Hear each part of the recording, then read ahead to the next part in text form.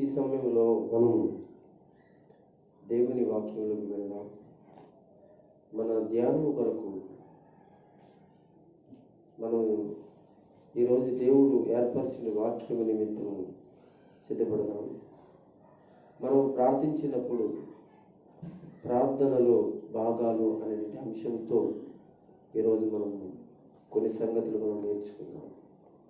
ఎందుకంటే చాలాసార్లు మనం ప్రార్థించినప్పుడు, మనం దేవుని సన్నిధిలో మోకరించినప్పుడు, లేక ఇంటికాడ ప్రార్థించినప్పుడు, ఆయా సందర్భాల్లో మనం ప్రార్థించినప్పుడు మనం ప్రార్థన ఎలాగ చేయాలో ఏంటి విషయాలను మనం నేర్చుకోవడానికి ఈ రోజున మనము ప్రార్థించినప్పుడు, ప్రార్థన చేసినప్పుడు ప్రార్థనలో భాగాలలో మొదటిగా పాపములను ఒప్పుకోవాలి. సామెతలు 28వ అధ్యాయము 13వ వచనంలో మనకి రాయబడిన మాటకి, అతిక్రమమును దాచిపెట్టేవాడు వర్ధిల్లడు, వాటిని ఒప్పుకుని విడిచిపెట్టేవాడు కనికరం పొందుతాడు. ఇది ప్రార్థనలో మనం సిద్ధపడినప్పుడు, ప్రార్థించినప్పుడు మనం చేయవలసిన ప్రాముఖ్యమైనది అన్నమాట. అతిక్రమములను దాచిపెట్టేవాడు. అతిక్రమాలంటే మీకు తెలుసు, చేసినట్టు చిన్న చిన్న తప్పులు, పొరపాటులు, ఆలోచనలు మన హృదయంలో ఉంటాయి. వాటిని ఏం చేయాలంటే విడిచిపెట్టుకోవాలి. విడిచిపెట్టుకోకుండా మనము ప్రార్థన చేయకూడదు. అందుకని పాపము లక్ష్యం చేసి ప్రార్థన చేసిన దేవుడు వినను అని చెప్పి బైబిల్లో చెప్తాడు. పాపము లక్ష్యం చేయడం అంటే పాపం మనలో ఉంచుకుని ప్రార్థన చేసిన దేవుడు మనవి వినడు అనే మాట కీర్తన గ్రంథంలో రాశాడు. కనుక అతిక్రమములను దాచిపెట్టడం ఏమండి, ఒక జబ్బును దాచిపెడితే మనకి ఎంత నష్టమో, అలాగే పాపమును కూడా దాచిపెడితే గొప్ప నష్టాన్ని మనకి కలుగుతుంది. మనకి జరగవలసిన కార్యాలు జరగవు. వాటిని ఏం చేసుకోవాలంటే విడిచిపెట్టాలి. అప్పుడే నీకు కార్యములు జరుగుతాయి. అంటే ఇక్కడ వర్ధిల్లుతావు అనే సంగతి చెప్తాడు. ఇంకా చెప్తాడు వాటిని ఒప్పుకొని. అంటే ఇక్కడ ఇంకొక మాట, ఒప్పుకునేటువంటి వారు తక్కువ, ఒప్పుకునేవారు ఎక్కువ ఉంటారు. కానీ ఒప్పుకుని విడిచిపెట్టాలి. ఒప్పుకునేవారు ఉంటారు కానీ విడిచిపెట్టేవారు మాత్రం తక్కువగా ఉంటారు. విడిచిపెట్టాలి. ఒప్పుకుంటారు, నిజమేనండి నేను ఈ తప్పు చేశానండి అంటారు, తర్వాత మళ్ళీ వెళ్ళి చేస్తూనే ఉంటారు. అంటే వాటిని విడిచిపెట్టుకుని, నేను తాగుతున్నానండి, ఎలాగో అర్థం కావట్లేదండి, లేకపోతే పేకాట ఆడుతున్నానండి, కోడిపందాలు ఆడుతున్నానండి, లేకపోతే పలానా చేస్తున్నానండి అని ఒప్పుకుంటారు. దేవుని దగ్గర ఒప్పుకుంటారు, మనిషి దగ్గర ఒప్పుకుంటారు, కానీ దాన్ని విడిచిపెట్టలేదు. అంటే ఒప్పుకున్నంత మాత్రాన్ని నువ్వు క్షమించబడవు, ఒప్పుకున్నంత మాత్రాన్ని వర్ధిల్లవు. కానీ వాటిని విడిచిపెట్టి వాడు కనికరం పొంది ఏం చేయబడతాడండి, వర్ధిల్లుతాడని బైబిల్ మనకు సెలవిస్తుంది. కనుక ఈరోజు అటువంటి పరిస్థితుల్లో ఇక్కడ ఉన్నవారు కానీ ఎవరైనా ఉంటే దయచేసి వర్ధిల్లాలి అనుకుంటే, దేవుడు నీ ప్రార్థన వినాలి అని అనుకుంటే, అనగా నీలో ఉన్నవి ఏవైనా ఉంటే వాటిని దాచి ఉంచక వాటిని విడిచిపెట్టమని ప్రభు కోరుతూ, కానీ ఒప్పుకోవడంతో పాటు విడిచిపెట్టాలనే విషయాన్ని నువ్వు కనికరము పొందుతావని, అనగా విడుదల పొందుతావని, తర్వాత వర్ధిల్లుతావని తెలియజేస్తుంది. ఈ మాటలు చాలా జాగ్రత్తగా సీరియస్గా తీసుకుని మీరు ప్రభులో మీరు సిద్ధపడాలని తెలియజేస్తున్నాను. అలాగే లూకా సువార్త 18వ అధ్యాయం 1వ వచనాన్ని కూడా మనం చదివితే, బైబిల్ గ్రంథంలో లూకా సువార్త 18వ అధ్యాయంలో ఒక విషయాన్ని ప్రస్తావించబడుతుంది. అది ఒకసారి మనం చూద్దాం. 18వ అధ్యాయం మొదటి వచ్చిన రాయబడిన మాట చదువుదాం. యేసు ఈ మాటలు చెప్పి తన శిష్యులతో కూడా కేద్రోను వాగు దాటిపోయాను. లూకా సువార్త 18:1. వారి విసుకక నిత్యము ప్రార్థన చేయవలనని నుండుటకు ఆయన వారితో ఈ ఉపమానం చెప్పాను అని రాయబడింది. చాలు, ఇక్కడ ఏమంటాడంటే అని చెప్పాడు. ఇంకా 13వ వచనం చదవాలి. అయితే సుంకరి దూరముగా నిలవబడి ఆకాశం వైపు కన్నులెత్తికైనను ధైర్యము చాలక రొమ్ము కొట్టుకుంటూ, దేవా పాపి నన్ను కరుణించమని పలికెను విన్నారు. ఇక్కడ ఒక ప్రార్థన కనబడుతుంది. మీరు జాగ్రత్తగా ప్రార్థన కనబడుతుంది. ఇద్దరు కానీ ప్రార్థన చేయడానికి వచ్చారు. ఒకరి పేరు సుంకరి, ఒకరి పేరు పరిచయుడు. పరిచయుడు అనేవాడు, సుంకరి అనేవాడు ఇద్దరు దేవాలయంలో ప్రార్థన చేస్తారు. ఈ 18వ అధ్యాయంలో అనగా 9వ వచనం నుంచి మీరు చదువుకుంటే అక్కడ కనపడిన విషయం, అక్కడ ప్రార్థనకి సిద్ధపడతారు. మనం చదివితే 10వ వచనం చదువుతున్నాం. ప్రార్థన చేయుటకే ఇద్దరు మనుషులు దేవాలయమునకు వెళ్ళి వారిలో ఒకడు పరిచయుడు, ఒకడు సుంకరి అని ఇద్దరి గురించి యేసు ప్రభువు చెప్పారు. ఇక్కడ పరిచయుడు అని వాడు ఏమన్నాడే తెలుసా? దేవా, నేను చోరులను, అన్యాయస్తులను, వ్యభిచారమైనను, ఇతరుల మనుషుల వలెను, ఈ సుంకర వలెను నేను ఉండలేదు, ఉపవాసాలు ఉన్నాను, అలాగనే మరి కానుకలు ఇస్తున్నానని చెప్పేసి తనకు తాను హెచ్చించుకుని ప్రార్థన చేస్తాడు. అయితే ఇక్కడ ఒక విషయం మనం గమనిస్తే, ఇతడు సుంకరి అని వాడు హెచ్చించుకుని ప్రార్థిస్తాడు, తగ్గించుకుని ప్రార్థించలేదు. అంటే ఆ మాటకు అర్థం ఏంటంటే తన పాపాలను ఒప్పుకుని ప్రార్థన చేయట్లేదు. అంటే మనం ప్రార్థించడానికి వచ్చినప్పుడు, లేదా ప్రార్థించాలనుకున్నప్పుడు ప్రార్థనలో మనం కొన్ని భాగాలు మనం ఎంచుకున్నాం కనుక ఆ భాగంలో మొదటిది ఏంటంటే మొట్టమొదటిగా పాపములను ఒప్పుకోవాలి. అయితే ఇందాక చదివిన యొక్క వాక్యంలో అతిక్రమలు అనగా దాచిపెట్టేవాడు, లేకపోతే మరి ఉంచుకునేవాడు అనగా ఆశీర్వదించబడని చెప్పుకున్నాం. అయితే ఇక్కడ సుంకరి పరిచయుడి ప్రార్థన కనబడింది. అతను తన పాపాలు ఒప్పుకోవట్లేదు, కానీ తన పాపం తనలో ఉంచుకుని ఏదో చేశాను, నేను వచ్చాను, నేను వెళ్ళాను, నేను ఈ పరిస్థితిలో ఉన్నాను, నాకు పర్వాలేదు, నేను నిన్ను నమ్ముకున్నాను అన్న ఈ టైప్లో మాట్లాడుతున్నాడు. కానీ ఆయన నమ్ముకున్న దేవుడి సన్నిధిలో తన పాపాలను ఒప్పుకోవాలనే విషయాన్ని అతను ప్రస్తావించట్లేదు. అయితే ఇక్కడ 11వ వచనం సుంకరి మాత్రం దూరంగా నిలబడి ప్రార్థన చేయటం, అనగా కన్నులెత్తి ప్రార్థన చేయటం ప్రారంభించి అతను మొట్టమొదటిగా దేవా నేను పాపిని అనే విషయాన్ని చెప్తున్నాడు. అంటే నీ మందిరంలో రావడానికి కానీ, నీ సన్నిధిలో నిలవడానికి కానీ నాకు ధైర్యం సరిపోవట్లేదని ప్రార్థన చేశాను. చూడండి, ఈ సమయంలో మనము ప్రార్థించేటప్పుడు, ప్రార్థన సిద్ధపాటు కలిగినప్పుడు మనము ప్రార్థించినప్పుడు ప్రార్థనా భాగాలలో పాపాన్ని ఒప్పుకోవాలనే విషయాన్ని తెలియజేస్తున్నాడు. కనుక అప్పుడే మనం ఏం చేయబడతామంటే దీవించబడతాం, దేవుని దృష్టిలో నీతిమంతులుగా పెంచబడతాం. అప్పుడు యేసు ప్రభు చెప్పిన మాట ఏం తెలుసా? ఒక వ్యక్తితో మాట్లాడుతున్న విషయం ఇది. వీళ్ళిద్దరిలో నీతిమంతులు ఎవరని చెప్పి యేసు ప్రభు ఆ వ్యక్తితో మాట్లాడినప్పుడు మరి తన పాపములను ఒప్పుకున్నవాడే అని చెప్పేసి చెప్తున్నట్టుగా మనం చూస్తాము.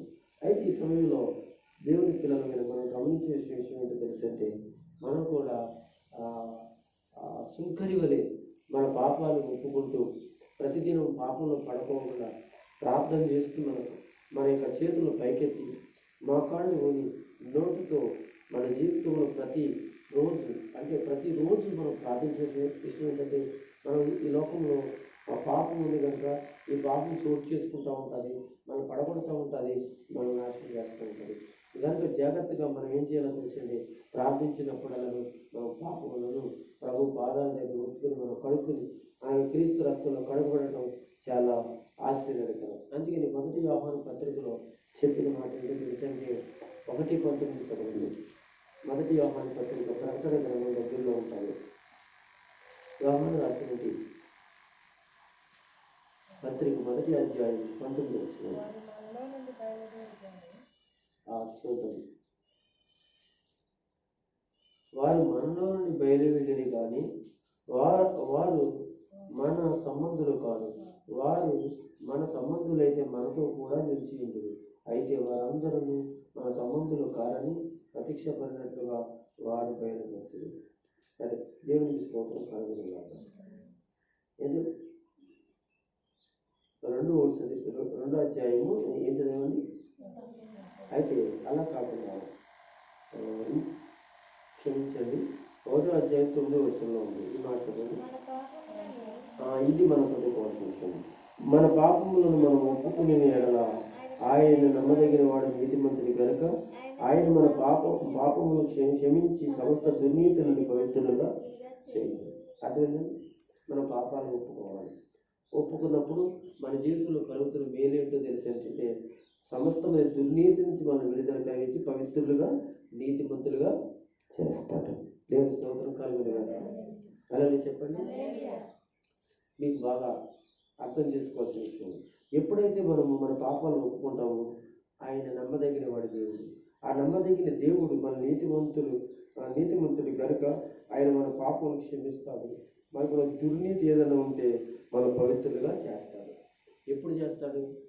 మనము అతిక్రమం దాచిపెట్టుకోకుండా ఒప్పుకుంటాం. ఎప్పుడు మనం అనగా పవిత్రపరుస్తాడు అంటే మనం అనమాట ఆ యొక్క వాక్యంలో చెప్పాలన్నమాట.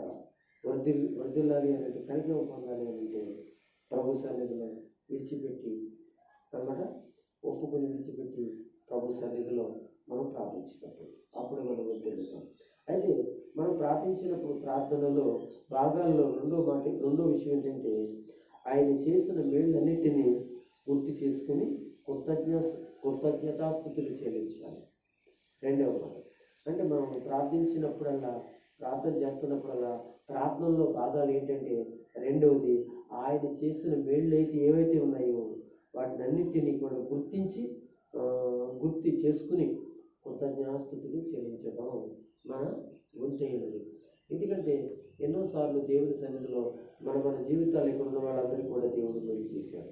అందుకని ఆయన చేసిన మేళ్ళు ఏవైతే ఉన్నాయో వాటిని అన్నింటినీ కూడా గుర్తు చేసుకుని దేవునికి ఏం చేయాలంటే కృతజ్ఞత చెల్లించాలి. ప్రార్థనలో మరొక భాగం ఇది.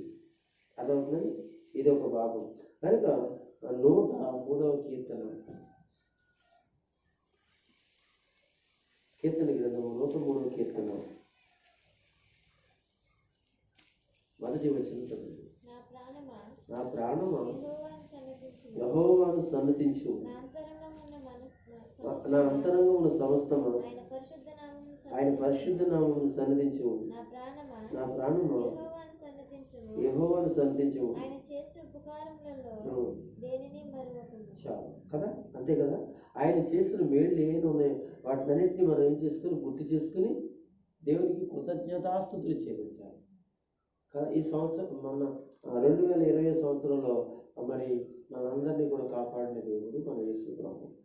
ఎన్నో సమస్యలు అనగా అంతేకాకుండా ఏవైనా బలహీనత సమస్యలు, ఆర్థిక పరిస్థితులు, ఇంకా ఏవైనా ఉన్నట్లయితే ఆధ్యాత్మిక విషయాల్లో కూడా దేవుడు మిమ్మల్ని వేరుకరంగా ఈ రోజు వరకు కూడా క్షేమకరంగా ఉంచిన దేవుడిని మనం జ్ఞాపకం చేసి కృతజ్ఞతలు చెల్లించాలి. ఇక్కడ అంటున్నాడు కదా దావీదు భక్తుడు, నా ప్రాణమా యెహోవాను స్తుతించు. తన ప్రాణంతో చెప్తున్నాడు, నువ్వేం చేస్తావంటే దేవుడు చేసిన మేలుని బట్టి స్తుతించు. నా అంతరంగం సమస్తము అంటే నా అంతరంగం లోపల ఉన్నటి ఏవైతే ఉన్నాయో అవన్నీ కూడా ప్రభుని స్తుతించమని చెప్తూ ఉన్నాడు. ఆయన పరిశుద్ధ నామమును సన్నతించు. నా ప్రాణమా యెహోవాను సన్నతించు. ఆయన చేసిన ఉపకారం దేనిని ఆయన చేసిన మేళ్ళు ఏది కూడా మరొకటి.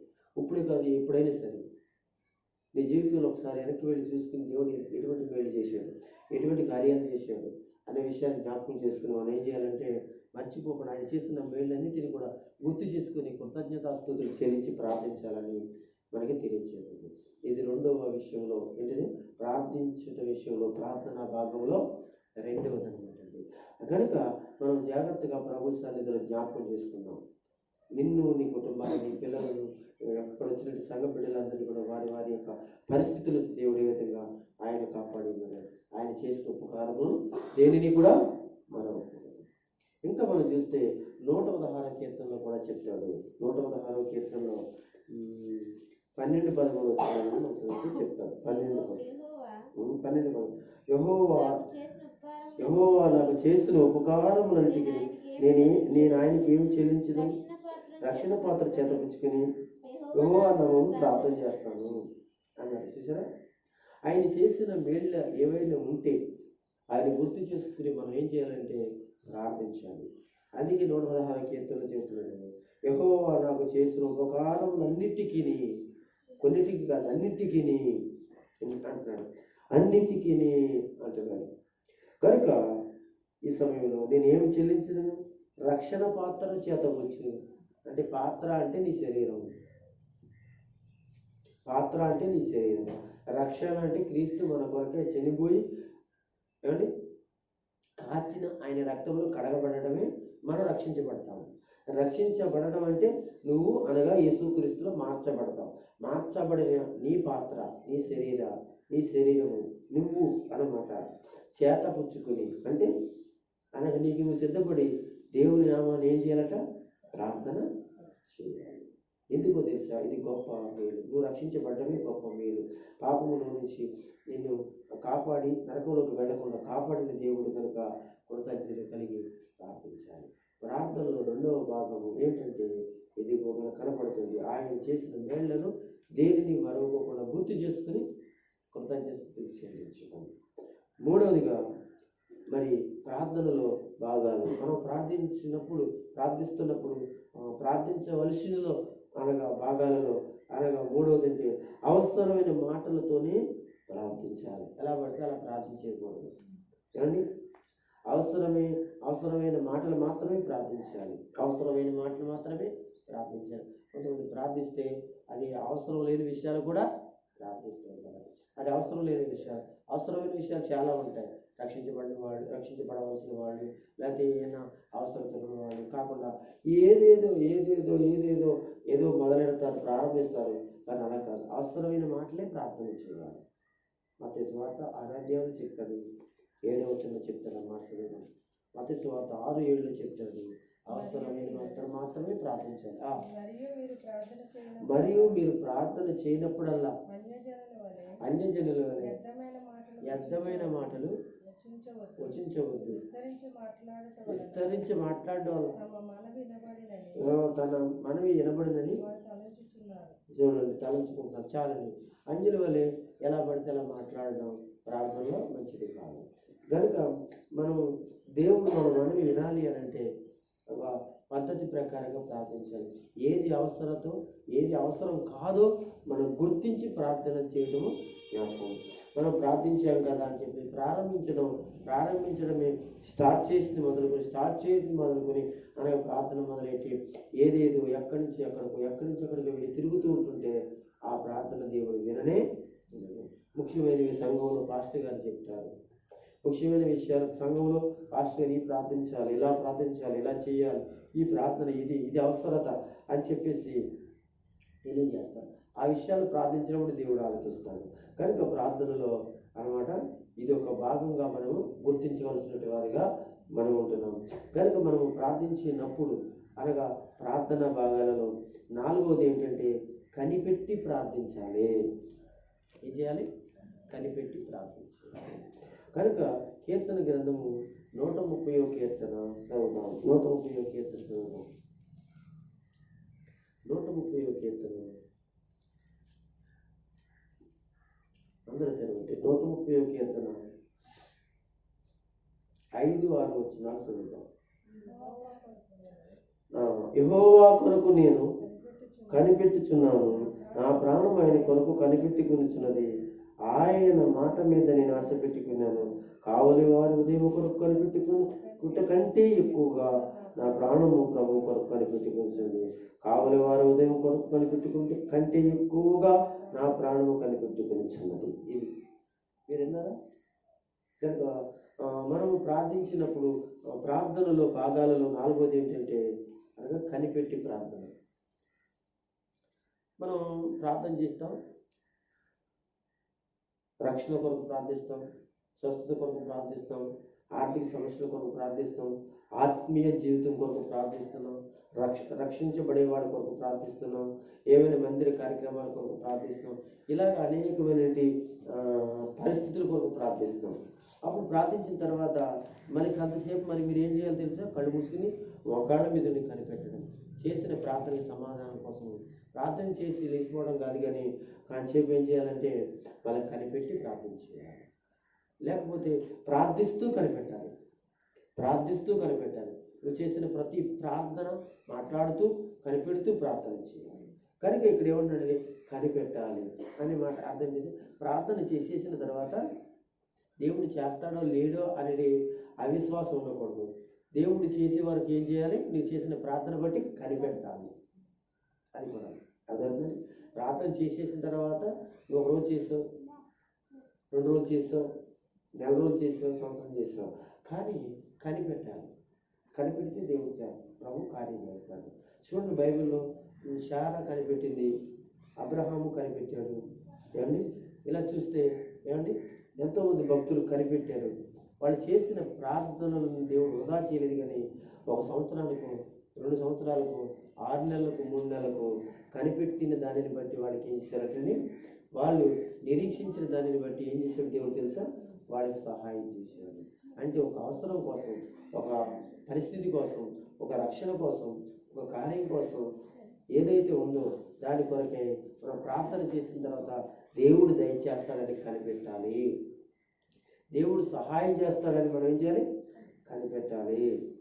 అప్పుడే మన జీవితంలో కార్యాలు జరుగుతాయి. అంతేగాని మనం ప్రార్థించిన ప్రార్థనా భాగంలో ఈ 4వ విషయం ఏంటంటే, ప్రార్థనలో ఏం చేయాలి, కనిపెట్టాలి. అయ్యో కనిపెట్టుకోకుండానే 1 సంవత్సరం దేవుని సన్నిధిలో ప్రార్థన చేశాను, ఇంకా దేవునితో పని లేదులే, లేదా 6 నెలలు ప్రార్థన చేశాను, వచ్చాను, మరి ఏమీ లేదులే అనకూడదు. కనిపెట్టడం నేర్చుకోవాలి, కనిపెట్టాలి. అది జరిగే వరకు కూడా వెయిటింగ్ చేయాలి. దేవుడు ఆయన తన కార్యమును దేవుడు ఒక సమయాన్ని మీకు ఇస్తాడు. ఒక్కడికి గుమ్మునైపోతే ప్రార్థన చేయాలి. మరి కొంతమందికి కొద్దిగా మాదిరిగా ఆలస్యం అవుతుంది, మరి కొంతమందికి ఇంకా కొంచెం ఆలస్యం అవుతుంది, ఇంకా కొంతమందికి ఇంకా కొంచెం లేట్ అవుతుంది. అంటే దేవుడు ఎవరికి ఎప్పుడు ఇవ్వాలనేది ఆయన నిర్ణయించి ఇస్తూ ఉంటాడు. కనుక అప్పుడు వరకు కూడా మన ప్రార్థనలో అన్ని విషయాల కొరకు ఏం చేయాలి, కనిపెట్టాలి. దేవునికి స్తోత్రం చెప్తారా? గట్టిగా చెప్పండి, హల్లెలూయా. కనుక ప్రభునందు దేవుని పిల్లలమైన మనం ఆలోచించవలసిన శ్రేష్టమైన విషయం ఏంటి తెలుసా? మనము ప్రార్థించినప్పుడు ప్రార్థనలో భాగాలలో 4వ భాగాన్ని గురించి కనిపెట్టడం. అదే ఇంకొక మాట మాట్లాడుకున్నాం. 5 విషయాలు జవాబు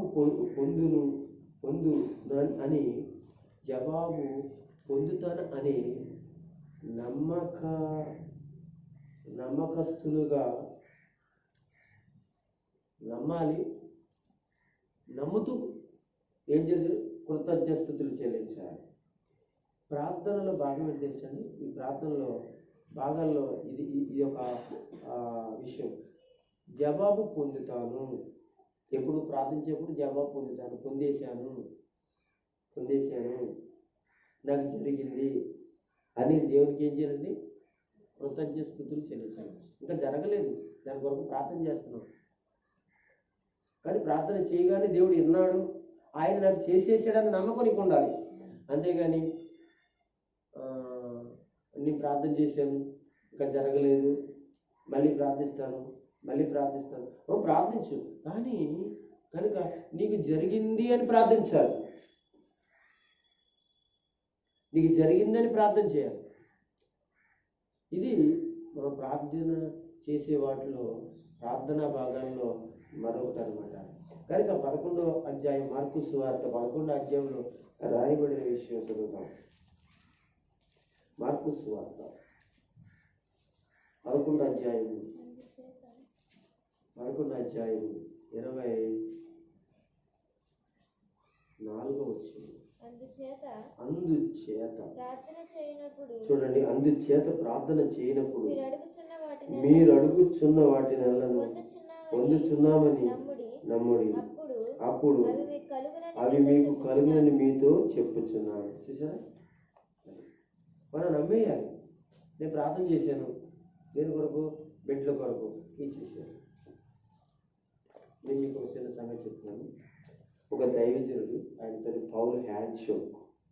ఇలాగేనండి, పౌల్ హ్యాండ్షోక్ అని దైవజనుడు ఇప్పుడు కూడా ఉన్నారు. దక్షిణ కొరియాలో ఉన్నారు, కొరియా దేశంలో ఉన్న ఆయన పౌల్ హ్యాండ్షోక్ దైవజనుడు. ఆయన మొట్టమొదటిగా సేవ ప్రారంభంలో ఒక 5 నుంచి 10 మంది 15 మంది ఇలా ఉండేవారట. అప్పుడు ఒక చిన్న ప్లేస్లో ఆయన ప్రార్థన ప్రారంభించి స్టార్ట్ చేసి వాక్యం చెప్తూ ఉండేవారు. అందులో మరి అలాగే ఒక్కొక్కరు సంఘంలో చేర్చబడుతున్నారు. దగ్గర ఒక 15 మంది ఒక 10 మంది దాకా రక్షించబడి ఆ ప్రార్థనలో ఉన్నారు. ఒక రోజున ఆయన ఎలా చెప్పాడు, దేవుడు నాకు టేబుల్ ఇచ్చాడు అని చెప్పాడు. దేవుడు నాకు ఏం ఇచ్చాడు? టేబుల్ ఇచ్చాడు అని చెప్పాడు. టేబుల్ ఎందుకు తెలుసండి? ఆయన చేతితో పట్టుకుని వాక్యం చెప్తున్నాడు. ఇలాంటి టేబుల్ అనమాట అండి. సేవ ప్రారంభంలో టేబుల్ కానీ, మైకులు కానీ, డ్రమ్ములు కానీ, పాస్టర్ గారికి సైకిల్ కానీ ఏమి ఉండవు కదా. దేవుడు ఇస్తేనే, దేవుడు నాకేమిచ్చాడు? ఇస్తాడా అనలేదు, ఇచ్చేసాడు అన్నాడు. ఆయన చేతిలో పెట్టి నేను వాక్యం చెప్తుంటే అందరూ సంఘంలో ఉన్న వాళ్ళు అందరూ ఏం చేస్తున్నారు? ఏంటి టేబుల్ అంటున్నాడు పాస్టర్ గారు, చేతులు భయపెట్టుకుంటే టేబుల్ ఎదురుకుండా లేదు అని ఆశ్చర్యపోయారు. ఏంటి నా అబద్ధం చెప్తున్నాడు అనుకున్నాను. అంతే కదా, చర్చిలో టేబుల్ లేదు కదా, చేతులు బైబిల్ ఉంది కానీ బైబిల్ టేబుల్ మీద పెట్టుకోలేదు, టేబుల్ లేదు అక్కడ. వాళ్ళు అలా చెప్తూ దేవుడు నాకు సైకిల్ ఇచ్చాడు, నాకు సైకిల్ ఇచ్చేసాడు అని అన్నాడు.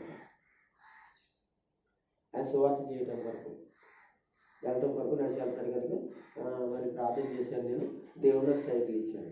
అందులో చర్చిలో కుర్రోళ్ళు ఉంటారు కదా, అదే అంటే మరి పాస్టర్ గారు మనం వచ్చినాం బయట ఏ సైకిల్ కనపడలేదు, ఏం పాస్టర్ గారు ఏం సైకిల్ అంటాడని చెప్పేసి 2-3 కుర్రోళ్ళు బయటికి వెళ్ళి సైకిల్ చూస్తే బయట సైకిల్ సరే వచ్చి కూర్చున్నారు. ఇలాగా పాస్టర్ గారు ఏమన్నాడు, నాకు దేవుడు టేబుల్ ఇచ్చాడు, దాని మీద బైబిల్ పెట్టుకుని వాక్యం చెప్తాను, అలాగే సువార్త చేయడానికి దేవుడు నాకు సైకిల్ ఇచ్చేసాడు, నేను దాని మీద సువార్త చేస్తాను అని చెప్పాడు. అలాగే అంతా అయిపోయింది. వాక్యం అయిపోయిన తర్వాత ఏమనుకున్నారంటే కొంతమంది కుర్రోళ్ళు అంటున్నారు, ఒకవేళ పాస్టర్ గారు టేబుల్ ఇంటికాడ ఉంచేసారని, సైకిల్ కూడా ఇంటికాడ పెట్టారేమో అని చెప్పేసి మెల్లగా కొంతమంది ఇంటికి వెళ్ళి అయ్యగారిని వందనానికి మాట్లాడటం ప్రారంభించారు. అయ్యగారు మీరు వాక్యం చెప్పినప్పుడు టేబుల్ అన్నగా టేబుల్ చూపించండి, ఎలా ఉందో ఏంటో మేము చూస్తామండి, మేము కూడా సంతోషిస్తాం అన్నట్లుగా అంటే అని అన్నాడు. అని టేబుల్ అడగానే అవును దేవుడు ఇచ్చాడు అన్నాడు. నేను చూపించాను. సరే సైకిల్ కూడా చూపించండి, చూద్దామని వచ్చాం. ఏ సైకిల్? హీరో సైకిలా, ఇంకో సైకిల్, ఏదో సైకిల్. అప్పుడు అందులో ఒక కుర్రోడు అన్నాడు, బాబు ఇలా రా, బాబు ఇలా రా అన్నాడు. రా అంటే వచ్చాడు. అప్పుడు అందరితో చెప్తున్నాడు, ఈయన పాస్టర్ గారు, ఇతను ఈ బాబు ఉన్నాడు కదా, ఈ బాబు పుట్టకముందు ఇలాగండి, ఈ బాబు పుట్టకముందు అంటే కడుపులో ఉంటుంది కదా, వీళ్ళ అమ్మ నాతో ఏం చెప్పిందో తెలుసు అంటే, నాకు మగ పిల్లడు ఇచ్చేసాడండి అన్నాడు. ఇది మగ పిల్లడు లైన్ వస్తాడు, మగ పిల్లడు ఇచ్చేసాడండి అన్నాడు. వాళ్ళమ్మ కడుపులో ఉంటుండగా, గర్భవతి ఉండగా, అస్సలు ఆడపిల్ల మగపిల్లడు తెలియక ముందే నాకు ఎవరు ఇచ్చారందే? మగపిల్లడు ఇచ్చాడు, నా గర్భంలో ఉన్నాడు, నేను రేపు అప్పుడు ప్రసవిస్తాను మగబిడ్డని అని చెప్పింది. అలా కొద్ది రోజులకి ఏమైందంటే ఏడు పుట్టుకొచ్చాడు. దేవుని స్తోత్రం చెప్పండి. వాళ్ళ అమ్మ నాకు చెప్పగానే మగబిడ్డని చూపించిందా? చూపించలే. కొద్ది రోజుల తర్వాత కన్న తర్వాత మగబిడ్డని చూపించింది. అందరికి ఈ కొంతమంది ఉంటారు, రే భలే ఉంది పాస్టర్ గారికి అంటే పాస్టర్ గారికి గర్భం వచ్చిందంట, ఆ గర్భంలోనంట సైకిల్ టేబుల్ ఉందంట. కొద్ది రోజులు పోయిన తర్వాత ఏంటి ఆయన ఏం కంటాడంట? టేబుల్ కంటాడంట. ఇంకేం కంటాడు? సైకిల్ కంటాడంట. అప్పుడు ఉన్నారు ఇప్పుడు ఉన్నారు అటువంటి వాళ్ళు ఎక్కడ సంఘాల్లో కేవలం ఎక్కడ చేసే కురకాయ వాళ్ళకి తెలియదు అనమాట ఆత్మీయంగా. అన్న తర్వాత అని చెప్పేసి ఆ నవ్వుకుంటూ వెళ్ళిపోయారు. ఇంకా సమాధానం లేదు కదా దగ్గర. చెప్పేశాడు ఆయన. ఇది ఈ పుట్టక ముందు ఇతని గురించి ఈ తల్లి ఏం చేసింది, నమ్మి నాకు మగబిడ్డని ఇస్తాడా అంది. కొద్ది రోజుల తర్వాత ఇంకో మగబిడ్డని చూపించింది. అలాగే నేను నమ్మి ప్రార్థన చేశాను కనుక ఇస్తాడు కాదు ఇచ్చేసాడు అని నమ్మాను నేను కనుక అని చెప్పాడు. కొన్ని రోజుల తర్వాత చర్చిలో తెలియని రీతిగా ఒకళ్ళు అనగా టేబుల్ కొనిచ్చారు. అది కొన్ని రోజులకే సువార్త చేయడానికి ఆయన సైకిల్ కొనిచ్చారు. దేవుని స్తోత్రం. అప్పుడు చెప్పాడంట సాక్ష్యమైన, ఇదిగో ఇలా జరిగింది వీళ్ళు ఇలా అన్నారు అప్పుడు చెప్పాడట. అప్పుడున్న కుర్రోళ్ళందరూ అప్పుడు అన్నవాళ్ళందరూ కూడా దేవుని మీద నమ్మకం విశ్వాసం ఇచ్చి ఈ దేవుని ఎంతో స్తుతించారట. దేవుని స్తోత్రం. కనుక ఇక్కడ ప్రార్థన మనము ప్రార్థించినప్పుడు ప్రార్థన భాగాలలో 5వది ఏంటో తెలుసంటే జవాబు పొందాము. జవాబు పొందడం అంటే ఏంటి? మనం ప్రార్థన చేయగానే మనకి జవాబు వచ్చేసింది. ఏంటి ఆ జవాబు అనగా మాకు జరిగింది అక్కడ అనే విషయాన్ని ప్రస్తావించడం జరుగుతుంది. అందుకే ఇక్కడ ఏమంటున్నాడు, అందుచేత ప్రార్థన చేయనప్పుడు మీరు అడుగుచున్న వాటిని పొందుచున్నాం కాదు, పొందేశామని, మాకు వచ్చేసింది, మాకు జరిగేసిందని నమ్మిన ఎడల అప్పుడు అవి మీకు కలుగునని మీతో చెప్తున్నాను. దేవుని స్తోత్రం కలుగును. 2 చేతులు పైకెత్తి దేవుని స్తోత్రం. హల్లెలూయా.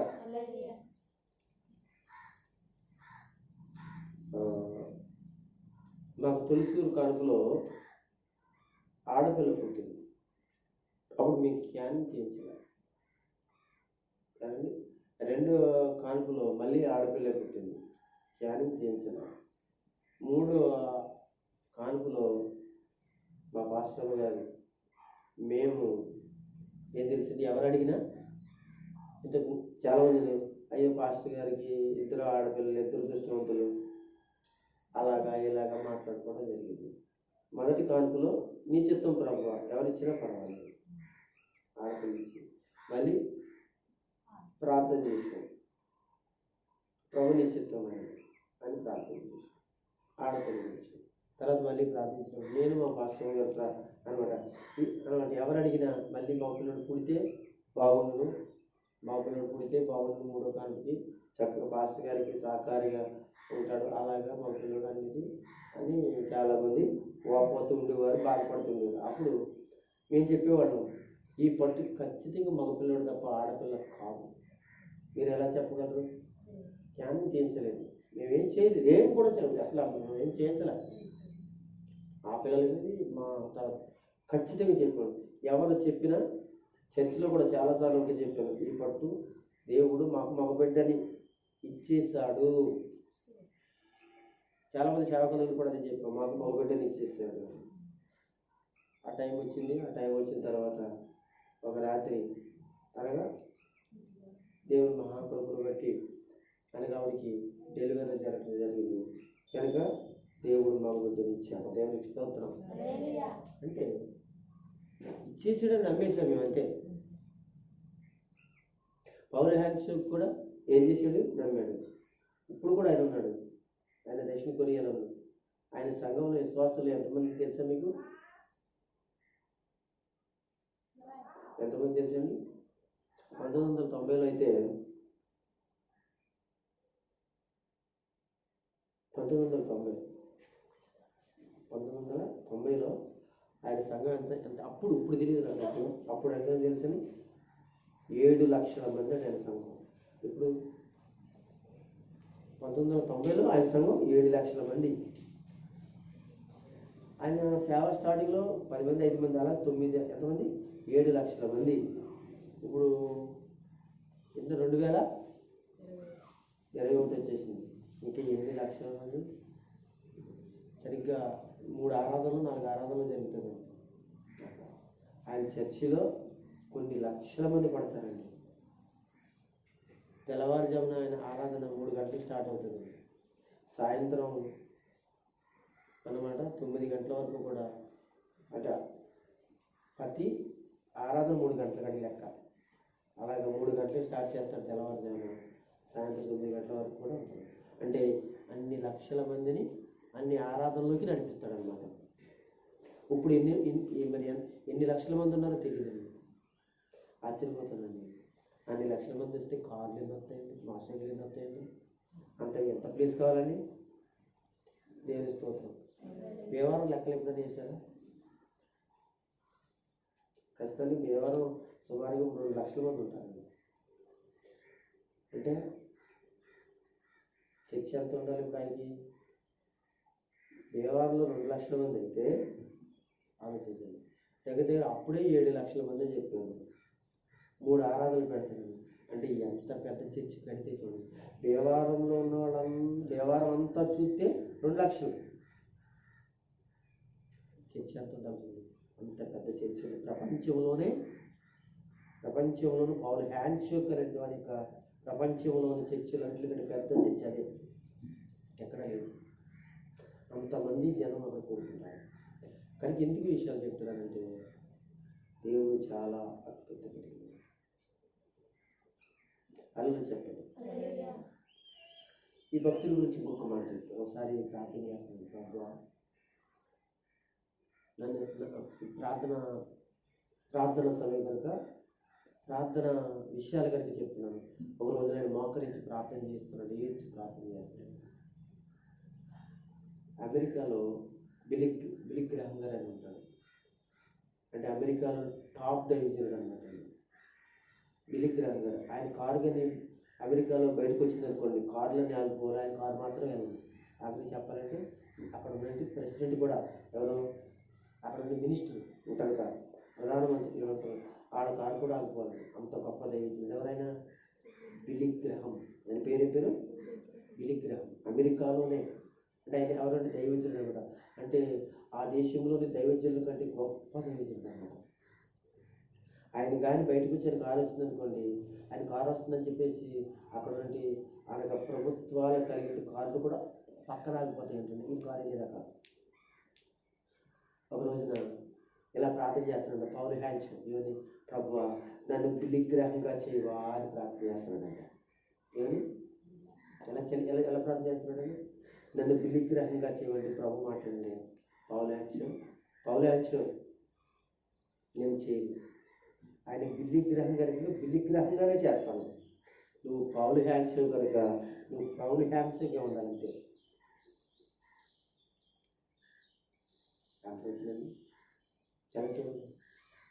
బిలిగ్ గ్రాహంగా చేయమంటే అబ్బే బిలిగ్ గ్రాహంగా నువ్వు ఎందుకు అవుతావు? పౌలు హ్యాండ్స్ ఎంత అవుతాడు? బిలిగ్ గ్రాహం అంటే గొప్పవాడు అవ్వచ్చు. అంతేగాని బిలిగ్ గ్రాహం లాగా చెట్టు అక్కడ దాకా అలా ఆగిపోతావు, అక్కడ దాకా ఆగిపోతావు, ఇంకా పైకి రావా, ఇంకా పైకి డెవలప్ అవ్వా, బిలిగ్ గ్రాహం ఆగిపోతావా? దేవుడు ఏమనుకున్నాడు? బిలిగ్ గ్రాహం కంటే గొప్పగా చేయాలనుకున్నాడు. ఎలా చేయాలనుకున్నాడు? పౌలు హ్యాండ్స్గా చేయాలనుకున్నాడు. అంటే ఎందుకు చెప్తున్నాడు? ప్రార్థనలో కూడా మనం కొన్ని పద్ధతుల ప్రకారంగా ప్రార్థన చేయాలి. అలాగే చేయండి, ఎలాగే చేయడం కాదు. ప్రభు నీ కొరకు నన్ను సిద్ధపరచు, నన్ను ఇలా చేయమని అడగాలి మనం. అలాగే చేయమంటే అలాగే చేసి అక్కడ దాకా ఆగిపోతావా నువ్వు? వాళ్ళకంటే ఎక్కువ డెవలప్ అవ్వా ప్రార్థనలో, విశ్వాసంలో, వాక్యంలో, ప్రార్థనలో, ఆత్మను రక్షించడంలో. అప్పుడు దేవుడు ఎవరితో మాట్లాడాడు? పౌలు హ్యాండ్స్ మాట్లాడాడు. బిలిగ్ గ్రాహం గారి కంటే అనగా ఒక ఉన్నతమైన స్థితిలోకి దేవుడు పౌలు హ్యాండ్స్ తీసుకెళ్ళాడు. దేవుని స్తోత్రం.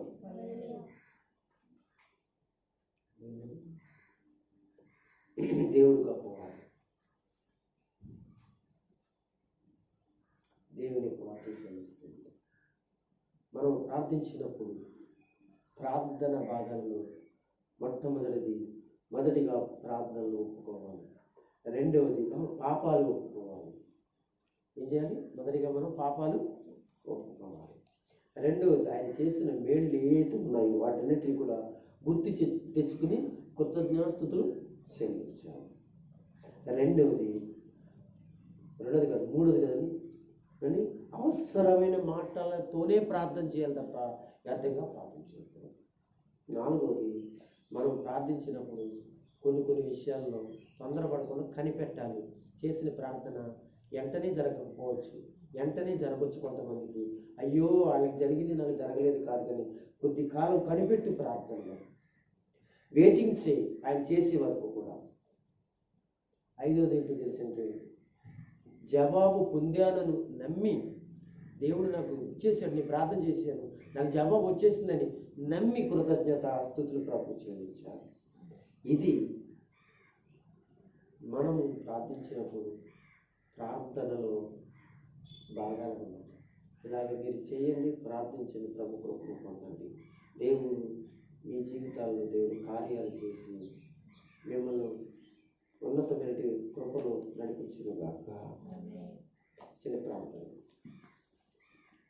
పరిశుద్ధుడైన మా ప్రియ పరలోకపు తండ్రి, ఈ ఘనమైన నామమునికి స్తోత్రములు వందనాలు చెల్లించి ప్రార్థన చేస్తున్నాను. తండ్రి, కుమార, పరిశుద్ధాత్మ, ఈరోజు నాయన ఇక్కడ కూడి వచ్చిన బిడ్డలందరితో కూడా ప్రార్థన అనే విషయాల గురించి మాట్లాడుతున్నాం. మనము ప్రార్థించినప్పుడు ప్రార్థనలో కొన్ని భాగాలు ఉన్నాయి. వాటిని మనం జాగ్రత్తగా ప్రభు పాదాల దగ్గర పెట్టి ప్రార్థన చేస్తే ఏ విధంగా దేవుడు మనవలు లేక మన ప్రార్థనలు ఆలకిస్తాడు నేర్చుకున్నారు ప్రభు. నేర్చుకున్న ప్రతి మాటను వారి జీవితాల్లో అలా చేయలాగా కృప చూపుతున్నాను. తండ్రి, మీ దీనదాసు నన్ను వాడుకుని బలపరుచుకున్నాను. మీ సేవలో తండ్రి ఇంకా ఆరోగ్యవంతుడుగాను బలవంతుడిగాను పరిశుద్ధాత్మ చేత నడిపించమని ప్రార్థిస్తూ ఈ యొక్క యూట్యూబ్ ద్వారా దాన్ని పరిచయం అనేక మందికి దీవెనకరంగా ఆశీర్వాదకరంగా చేయమని తండ్రి, ఈ సన్నిధిలో ప్రభు అనేక ఆత్మలను ప్రభు నీ దగ్గర నడిపించేటువంటి జ్ఞానమును బుద్ధిని వేర్చని వాక్యం నాకు ఇచ్చి వాడుకోమని ప్రభు ఎన్న వాక్యము నీ బిడ్డలందరూ కూడా జీర్ణింప చేసుకొని ప్రభు నీ సన్నిధిని రాకడ కొరకు సిద్ధపడినట్లుగా కృప చూపున్నాను. యేసు సర్వశక్తి గల నామమున అడిగి ప్రార్థిస్తున్నాను మా పరమ తండ్రి. ఆమేన్. అందరికీ దేవుడిని దీవించుగాక.